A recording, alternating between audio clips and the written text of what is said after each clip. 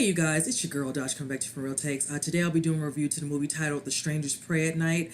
Now, I had been waiting for this movie to come out. Matter of fact, I had discussed this about a year or so ago on my radio show in regards to this dropping. It wasn't a lot at the time last year. I want to say around this time last year when I'd heard, rumors and stories about them in the works of doing this movie. I was excited because I will say I enjoyed the first one, which starred Liv Tyler and Scott Speedman.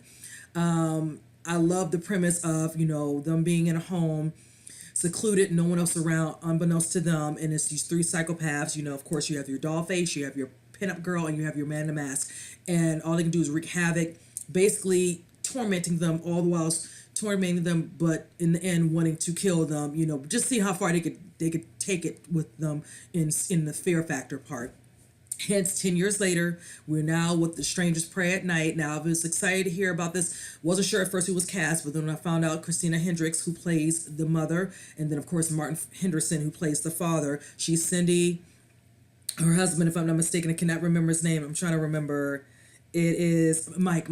Okay, excuse me about that. And then, of course, they have two kids. Their son is Luke, and then their daughter is Kenzie. Now, the way this is set up in this particular movie, there's actually sending their daughter off to boarding school.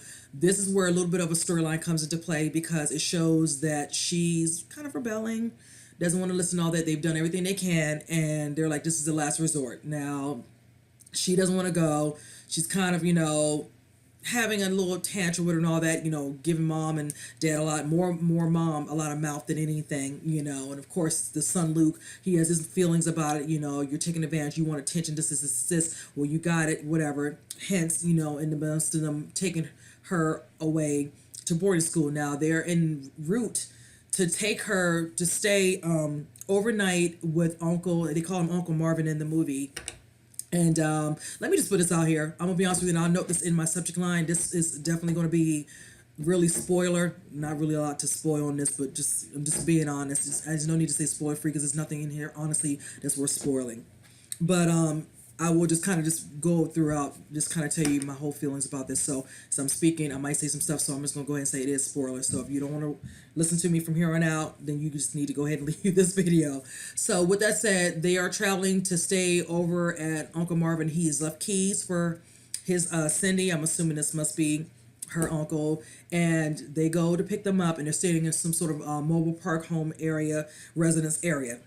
Now, at the beginning of the movie, they do showcase, well, at the time, did not realize who they were. It was an older couple, and they were sleeping, and they hear a tap on the door, and she comes to the door, the wife, and she's like, looking out, her window. She doesn't see anything at first. She does see a truck playing music, and from there, she kind of turns around and sees what looks like to be a human figure, asking why they're in a home, and hence, as you all know, they do pan onto a mailbox, and you see the smiley face, so that's signature right there. Now, moving present back to them showing up at the home mobile park area, and they get situated, and everything. Now, this is when it gets interesting too, because this happened in the original one as well.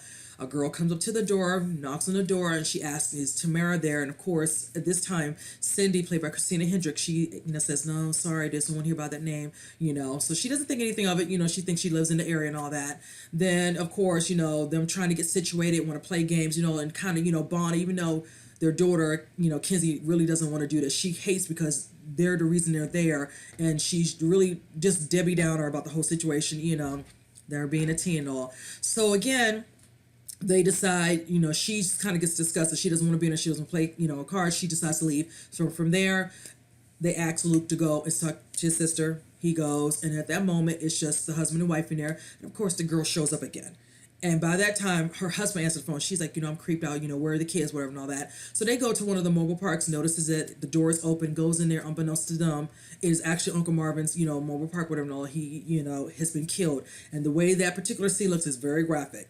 And that's when they realize, okay, we need to get back to our parents, whatever. Their parents are looking for them because this girl is really creeping out, both the mom and dad, and they don't feel very safe, them being out there alone, hence to them. So in this place, one thing about that mobile park I noticed is that it's very, it looks like you're going in a maze. because it's like they're, when the parts happen where they're trying to get away from them, it just seems like it was just like they're going in circles because everything looks the same. So that was kind of one thing I actually enjoyed, because it's like you feel like they're running in circles or whichever. But by then, that's when all hell breaks loose and they start the torment.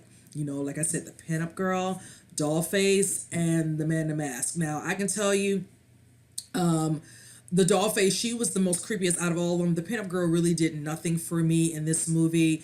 Now the man in the mask, he stepped up to the plate, in the midst. Now I will say this, I do like Martin Henderson, but I just tell you, ever since he did The Ring and he got caught, Samara, I was already annoyed with him when he was just watching the video. And this one, just the way they made some of the characters act in this movie were just so annoying at times. Now, I'm gonna be honest with you, and I'll probably can, put your comments of how you feel about this part, but I know things about horror that I know is cliche and things are going to happen. But when they make certain characters do some of the stupidest things, I'm trying to understand why.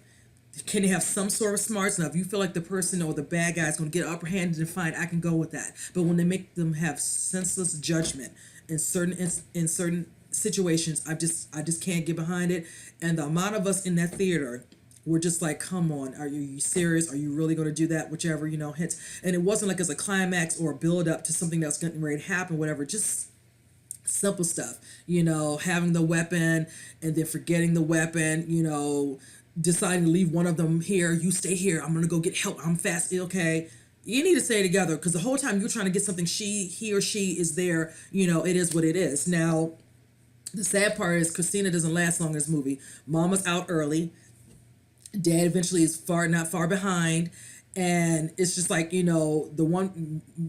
two main people, they, end up, being able to, fend them off and do what they need to do and try to every now and then get the upper hand, which is the kids. But it's just like, of all the people, you would think, honestly, wouldn't make it through whatever and all, because of the amount of just the teen angst and all, whatever, would be the daughter.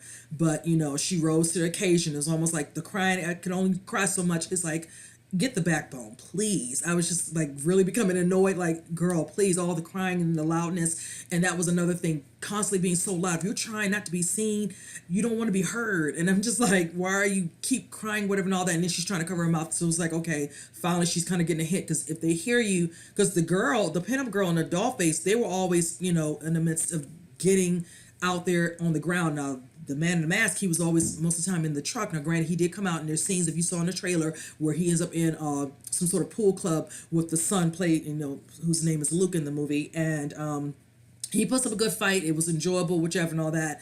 And I will say this, the kids do survive. I do like the scenes that happen between Kinsey and Dollface, because she makes a statement, and excuse my phone, you guys, it was just so annoying that I was just like, are you kidding me? When she admits and she asked her to her face, why are you all doing this to us? And I'm gonna tell you what she said. She's like, why not? And everybody in the theater, and I was just like, I wanted more, but what do you expect from somebody who's playing a character as Psycho, who's going out killing people randomly for no reason at all? What else would I expect? But it was just like so lackluster when she said it. But I love how Kinsey got her back, and it was very done. A dish served really nicely. With a handgun. It's just awesome. Part. But I like the part with Luke, him, trying to every now and then get the upper hand on the man in the mask, whatever and all. But and then Kinsey did her part. She did her thing with the man in the mask, whichever. But let's just say I don't know if they'll consider doing a third one, because the way they have it, the way it was set up in this particular movie, they all get a demise. So I don't think it's going to be a third one. They might be done with this. I don't know. We'll have to see. It's a possibility. It can be where you have some people who want to be a copycat, and they might decide to do a third one. Overall, I mean, if I was giving this movie a rating out of a 10, I'd give it like a 6.5. It has creepy factors and all that, but just the decisions sometimes were just god awful. The scene in the car with the father, when he told Luke to go find Kinsey, when you all see it, just, oh my goodness.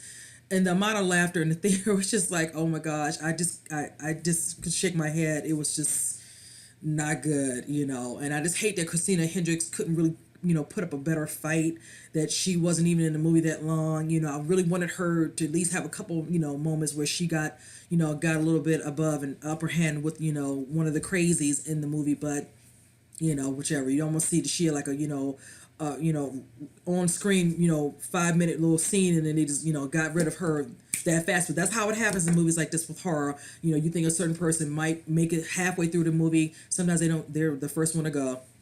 And in the end, that's what it was for her. But in the end, I mean, it is for what it is. I mean, when it comes to horror now, for me, some movies are good and some are not so great, whichever. I think my anticipation for this, I was excited, and I probably put it on a pedestal, trying to compare it to the last one, so to speak. And I really enjoyed that one, being that I think the fact that it was 4 people up against the 3, I feel like, it could have been a better way to have upper hand on them. But who's to say that would really be the case? Because if you're in that situation, who's to say if you're going to be able to, whoop them, do whatever you need to do, whichever, to get away. But, the first one, it's just 2 of them against the 3. That's why I felt like, the overall scare factor, the fear, the premise of what they were trying to do, whatever, worked a little bit better, as opposed to how this one was supposed to, play out in this particular movie. But like I said, the daughter, Kenzie, played by Bailey Madison, I kind of liked, even though she was annoying at the beginning of the movie, but I think in the end, she, proved that she had a little bit in her to to do what she needed to do, to try to get away. And there is another scene where I will say this, and honestly, I don't blame them. There's a truck coming around the road, and she's trying to get away from the man in the mask, and I tell you, it was hilarious, because as they came up, and they found her, she's like, this, I need some help, please help me, whatever. And all that mother, because she was with her son in the truck, she ran back like she did not care. She could see the man in the mask coming, and she was just like, I'm sorry, honey, you're on your own. Honestly, a lot of us would do that, and, who could blame her? But I give it to Kenzie. She jumped on that truck, and he tried to grab her, and using his weapon and the axe, and she found that baseball bat, and she went to town on him, and she got away, and I was just happy for her, because even me, I clapped. Don't do a lot of that extra reaction in theater, but that part was really nice, and it was just like, thank you that she was able to get that. I'm like, please don't make them a full straight up damsel in distress within the movie. I cannot stand that crap. So it was just nice to see that she had something in her, and she gave what she could give, and got out of it not unscathed. The girl was tortured, cut up a little bit, and then some. So it was pretty good for what it was. So that's really my review for it. Like I said, I'm not sure if they're going to consider doing a third one. We'll have to see, if they consider, depending on how good it does at the theater. It has a lot of competition with some other stuff that comes out, this weekend. So I'm looking forward to seeing what the numbers are once this weekend is over for the box office, because I'll let you know if it doesn't do somewhat good for what they have, depending on what the budget was, then this might be the second one and the only one. So with that said, you guys, comment below if you did see it, what you think. Tell me, how did you feel about this one compared to the first one? I'd love to hear what you guys think as well. And with that said, you guys, I'm gonna see you on the next reaction. You guys take care.